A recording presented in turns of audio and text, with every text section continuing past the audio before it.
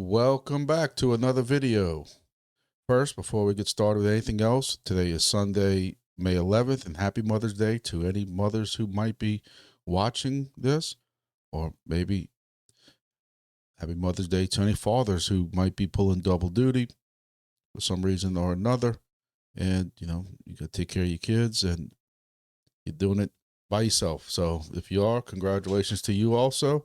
And make sure that if y'all still have mothers, you make sure you contact them, go visit them, whatever like that. I know I went and saw mine today, and it was special. So happy Mother's Day to y'all. Also, before we get any further, I'm going to have to ask y'all, please like this video. I'm watching more and more videos on YouTube and algorithm and stuff, and it seems they're putting more and more weight on the amount of likes and thumbs up. So if you can just take 1 second from me, hit that thumbs up button just to help push all the projects I have tagged in this video, including Exodus wallet and everything like that. So what's this video going to be about? This is going to be about Exodus, the Exodus crypto wallet to be exact. I did a video several months back on securing wallets, securing your crypto, cold wallets, hot wallets. I'm not going to get into that in this video. This is going to be a shorter video, not a short video. Y'all know I'm for some reason incapable of making those, but I want to just discuss some things going on with the Exodus wallet. First of all, before we go again any further, and anybody wants to correct me in the comments, anything like that, yes, I agree, I understand, and I will say the most secure wallet that you could ever put your crypto in is a cold storage offline wallet that you do not need internet for. Whether that's going to be Trezor or one of those type of USB style or card wallets or anything like that.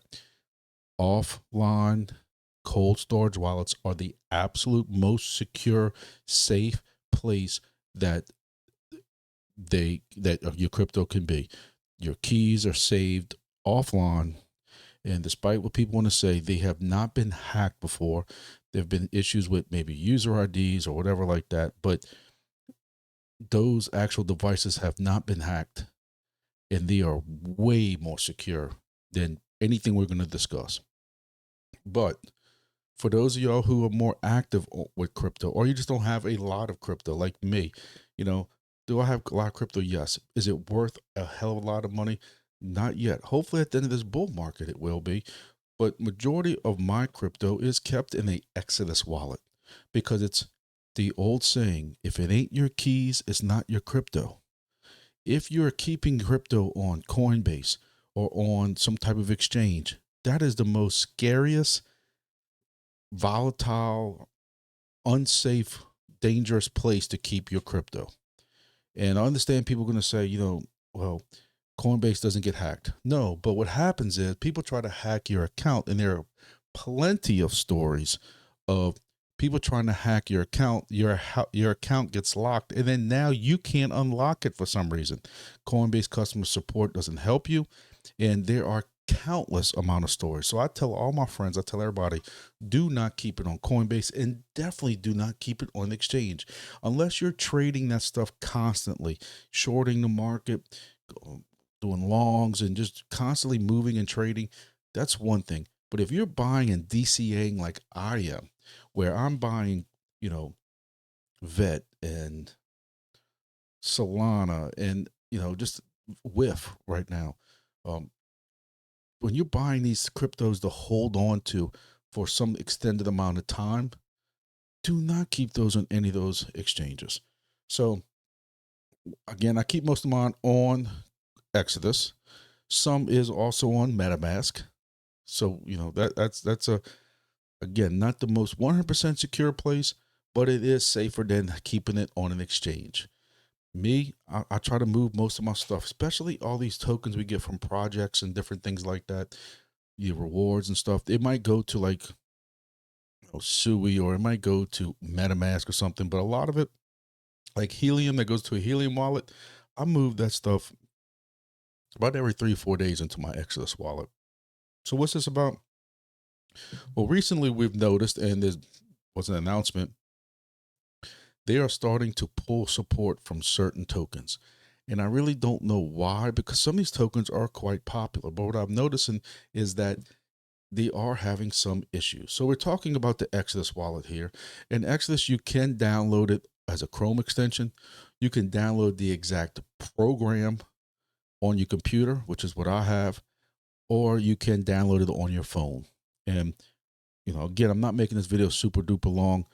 You have to watch how much crypto you keep on your phone. It's scary the amount of people that keep a lot of crypto stuff on their phones. Listen, I know it's a phone age and it's easy to do that kind of stuff, but you lose that phone, you just lost security on that. Um, you have to make sure all these 12 words and 24 words are all backed up. If you have this, especially if you have this on the phone, because if you lose that phone and then you go to restore it later, you go buy a new iPhone, a new Android because you lost it, cracked it, even if you dropped it in the lake, you still need those 12 words to get those wallets back.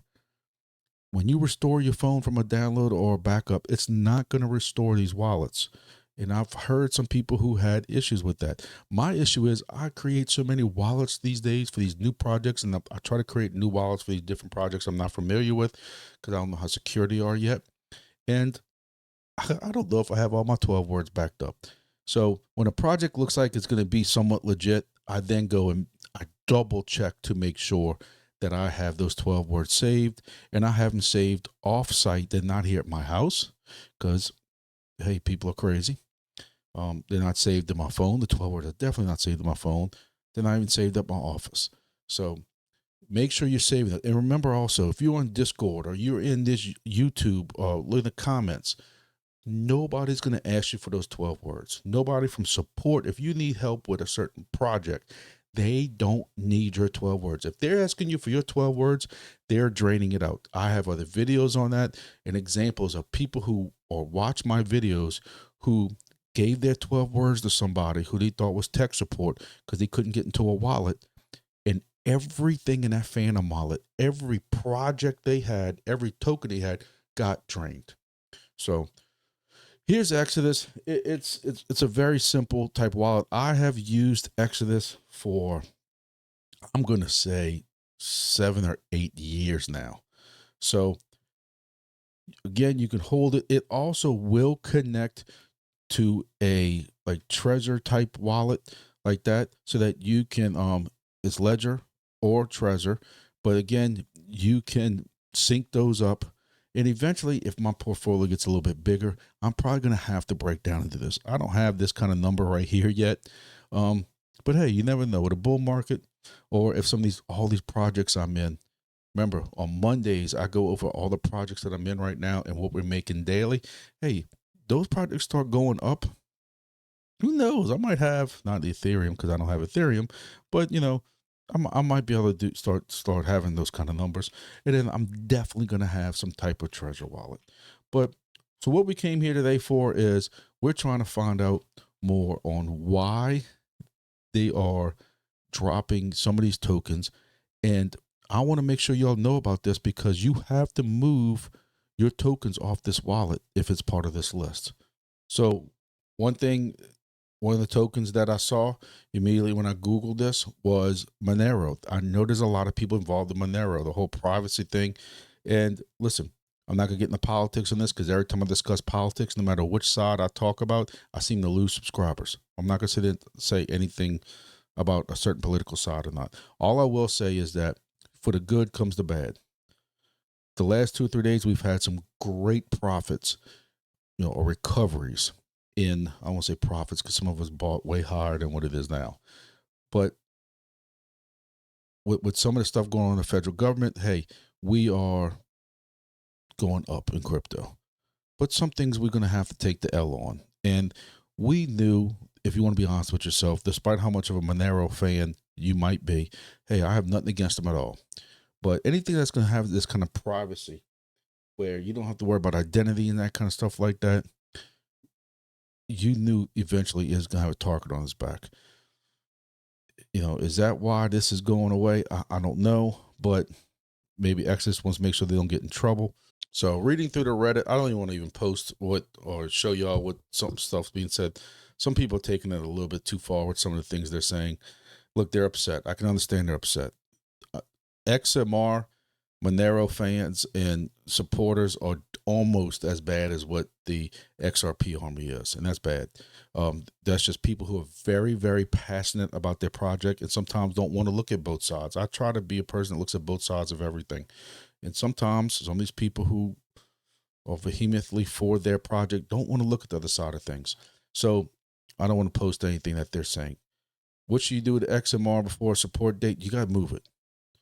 You have until August 10th to move your XMR. So if, I see a lot of people in Reddit talking about cake. I'm not endorsing the cake wallet. I don't know anything about the cake.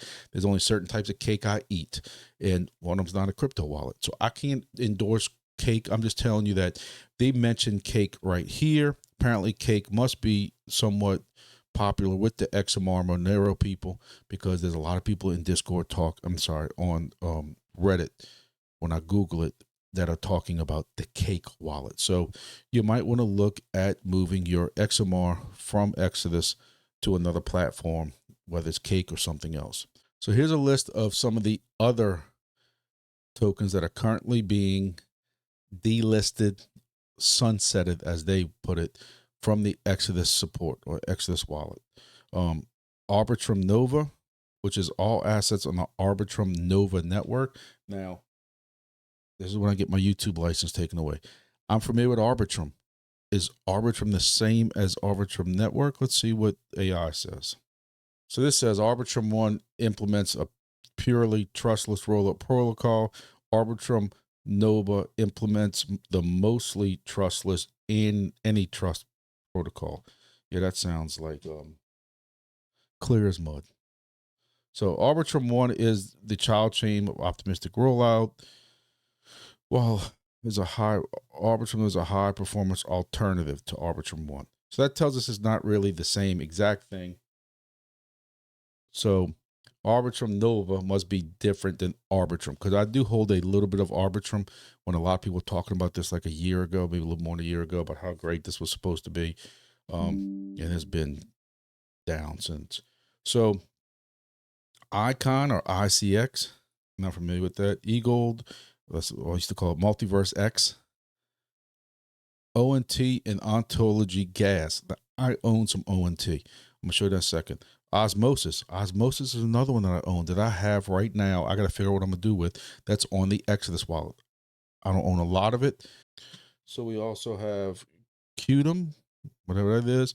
Theta is another one that was, if it's the same Theta I'm thinking of, was pretty popular last bull market. And in Waves. I'm not familiar with Waves. Then, of course, you have this Monero XMR that's right here. So what happens to my assets after July 13th? Once Exodus ends support for those assets on July 13th, 2025, you'll no longer be able to view balances or transact using your Exodus wallet. However, since Exodus is self-custody, you continue to have full control over the assets. What are you supposed to do with it? If you can't move it, you can't interact with it, you're going to hold on to it for what? Like, I don't know. You can access any assets, and you can view your private keys. You might be able to import your individual wallets using private keys. I mean, so you can see it. Like, I don't understand what you can be able to do with it after that certain date. So the biggest thing is if you have any of that stuff that we just spoke about, I would make sure that I do something with it. Now, one of the issues I have, so when I open my Exodus wallet, this is the first thing that shows up. Before I can do anything else, they want me to know that Osmosis is a token that I own, and on July 13th, the above assets above will no longer be supported. You may send or swap these assets until this date. So you can see that right there. And it tells me I have 62 days remaining on that. So at least if you check your Exodus wallet, which right now with this bull market going up, I don't mind checking my Exodus wallet that much, because my balance is depressing. I tell you all the time, this bull market, we are taking profits. I don't know when. I don't know, at some point I've been talking to different people about that. I'm not watching my Exodus balance go down 90%, because that's what it did in the last bear market. I'm not going to do it. I might not be able to call the exact top, and I might sell at the wrong time, and then I might idiotically buy a little bit after that point. But I'm taking profits, but my XS wallet went down 90%. I don't want to watch that again. So one of the things I'm dealing with is, and I know some of you might be laughing at me, what you saw as a balance was, I have Osmo staked with Exodus. They had, I don't remember what it was, 15, 60% staking or something. I don't know. So my real balance is locked. As I tried to unstake it, it's telling me I don't have enough gas to unstake it. So I also now have to go and purchase some Osmos to be able to get Osmo out. That's what's going on with Exodus right now. So again, you have to remember that if you have Ontology, which I thought I had it at some point, I can't find it, but it's in there somewhere. But anyway, or Osmosis, you have to remember that you have to unstake it. So you have to unstake this early enough, before say June 30th, to be able to unstake this in time and remember to move it before it gets to this date. Unstaking also takes 2 consensus rounds to complete, which could be up to 120,000 blocks. This can take anywhere between 17 hours and 42 days, meaning you pretty much need to get this done right now if you happen to have ONT. You can send it to another platform. Just make sure it's removed before July 13th, or you can swap it for other tokens. This is probably what I'm going to do, but Exodus has some high swap rates, meaning that you can't just go swap a couple of tokens of each. They have to be worth a decent amount of money for it to get done. So you have to be able to, have enough osmosis to make this worth your while, or say any of these other tokens. And look, this isn't the first time they delisted some tokens. They did delist BNB or BUSD on the Binance chain, Thorchain, which is Rune, USDC on Tron, USDT on Algorand. And a lot of the stuff is stuff I think they're trying to stay out of, just the SEC or whoever is over there, the regulatory hair. They don't want to get involved in this stuff. ARC, Lisk, Neo, Bitcoin Gold, XEM, Nano, Terra. Like this one hurt me a little bit because I have a significant amount of Terra Classic. I had some that I left in this Exodus wallet, but majority of my Terra Luna Classic is in a station wallet that's getting some pretty good percentage staking right now. That's Exodus. Now listen.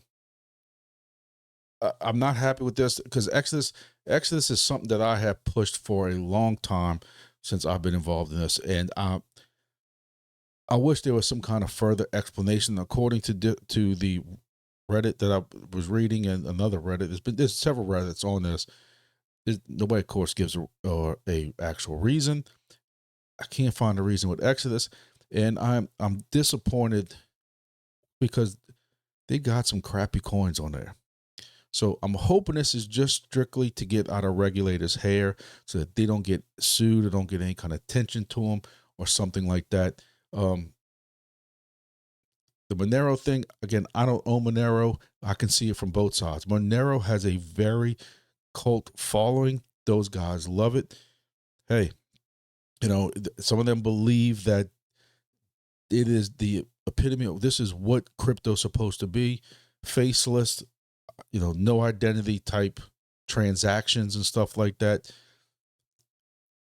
I fall on both sides of it. I like to always throw back in people's face. Everyone wants it, deregulated crypto until Hawk Tuah things happen. Because you can't sit there and scream that you want Hawk Tuah arrested, and at the same time you complain that you want decentralized crypto. Decentralized, y'all want decentralized, so decentralized things happen. Is it going to be the Wild Wild West, or are we going to rein this in? Because I still believe or agree with some people that if you want crypto to become this full stream market type of thing, you have to put a little bit of regulation on top of it. You're going to have to. Crypto's not going to take off if we keep it this faceless type of non, identity transaction. Some people have no problem with that. Hey, we went up very well in some past bull markets without all this retail. And whales buying and different things like that, and adoption that you have now. So could we continue like that? Some people say that might be why we don't have this super strong bull market with alt seasons and stuff this time, because you have so much more crypto that it's all this money spread out. I've said before, and I keep saying again, that's why I don't see these ETFs and stuff making that much difference anymore. I read a very good article by some very smart people who basically said you have a big lump of money. When Bitcoin ETF was the only ETF, you had a lot of this money that was available from stockholders that were waiting to get into crypto that got thrown into Bitcoin for Bitcoin ETFs. You saw that big rise. Then you had an Ethereum ETF. You saw a little bit of a rise, but that's it. But you're not seeing that anymore whenever there's new ETFs being announced or possibly coming or anything like that, because at some point it kind of gets diluted. So I don't know. I know I'm rambling on. I don't like to do that in videos, but I just know I'm reading, and these guys who are with Monero, they are not happy at all. They're all, XMR is the code, but they're all pulling all their money out of Exodus, and they're going to put it all in Cake Wallet and stuff like that. And hey, I get it. You want to show Exodus that, you want them to support your token. Again, I'm hoping that this is strictly so that they can keep regulators off their back. I don't know. Same thing with these other tokens, but basically it boils down to this. If you have any of these tokens, please go check that Exodus wallet and get it out of there. Where are you going to move it to? I don't know, but get it out of there so that you don't get stuck with it. I got to figure out my osmosis. I know I had way more than that. I know I had almost $100 worth of it at one point. I got to figure out if it's locked away in staking, if the value has gone down that bad. I don't know. We'll see. I'll be honest with you. I don't remember even buying it. That's how long I've had it. So who knows? I might just be imagining that I bought $100 worth. But anyway, hey, look, I still support Exodus. I still think, as far as a hot wallet, it's one of the more secure variations, and I'd much rather keep it on Exodus versus any exchange. And hopefully during this bull run, I start having enough valued crypto, if that's the word to use, to make a Trezor wallet worth my while. Then I'll do a video on that without trying to give away too much of my stuff. So, hey, every Monday we do videos on all the projects we're in. I'll show you the daily profits we're making with those. Every Thursday we do a live, and we also, it's not actual setup as an agenda of what we're going to talk about. I throw one or two subjects of what's going on out there, and the chat kind of takes over, and we have a big chat BS session for an hour, sometimes 2 hours, sometimes 3 hours. I say, okay guys, I gotta go. Okay guys, I gotta go. They just keep asking questions, and we keep going, and it's a cool time. So look, just remember, I normally put this scrolling text up here. Remember, the tokens I talk about a lot of things that I'm involved in. That's what this channel is about also. It's hard for me to talk to you about stuff if I'm not involved in it, so you'll know I'm truthful and, passionate what I talk about. So just remember, I own a lot of the tokens I spoke about, and I sell them when I'm ready. I might tell you to buy stuff, and I might be selling stuff and different things like that. But I just want everybody to know that, like, all the projects I'm in, I haven't sold any of it other than a little bit of grass. But all these other projects I'm in, I haven't sold. The price to me is too low. But hey, I will sell them with no notice. Not that a YouTuber has to tell y'all, but we know how it is. When people think that I'm propping up tokens, or YouTubers are propping up tokens, for their own riches. So I like to make sure I tell everybody that and remind people of that. For those of you who might be looking to get into another Discord, check out my Discord right here. There will be actually a link in the description below. And it's just people wanted me to start a Discord, so I started one. It talks about several different projects we're in, but also has some other non-crypto stuff. Talk about Call of Duty. I just played Call of Duty for about 2 hours with some friends, and I streamed it into the video channel that we have in there. We also have some outdoor stuff. I'm trying to cover everything that I'm involved in, ham radio and different things like that, and trying to cover it in that Discord. I got about 120 subscribers. I thank y'all for joining. For those who took the time for that. Also, for those who might be new around here, I am very big on the Wingbits new Wingbits project. If you're looking for a Wingbits and you want to get in that project early, you check the Wingbits website. Make sure that you have a spot available in your area or where you want to place this, because once a hex is taken up, you cannot install another one there. But hey, you're looking to buy a HiFix or a GeoNet, a Wingbits or a GeoNet station, check this website out. I have a code, gives you 10% off, and it helps me, helps the channel out, and helps you out because you save a significant amount of money using the code. So check that out. Also, GeoNet's a very big project we're involved in too, and you can check that out also. For those of y'all who are new, have never seen a Wingbits device, this is the new Wingbits device from HiFix that y'all can check out, online or whatever like that. So that'll be it for tonight. Again, check your Access wallets. Make sure that you got the password. Make sure that I have mine on auto updates, so make sure they updated. And if you have any of them tokens, check it out. So, and I'll still be using it for now until it's time to move maybe to another wallet or cold storage wallet. Remember, cold storage wallet is the most absolute secure way of you keeping that offline, so it's not sitting there online. It's acceptable to hackers or stealing your passwords or anything like that. So thank you all for watching. See you all next video.